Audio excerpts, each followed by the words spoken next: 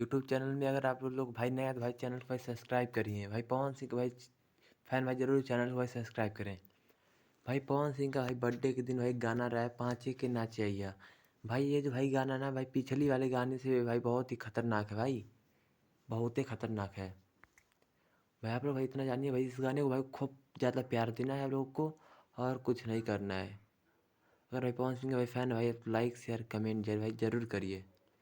भाई इस गाने को भाई इतने बम्पर तरीके से भाई शूट किया गया भाई 2023 का भाई सबसे नंबर वन गाना ही बन सकता है। अब अगर आप लोग विश्वास नहीं मानते तो देख सकते हैं।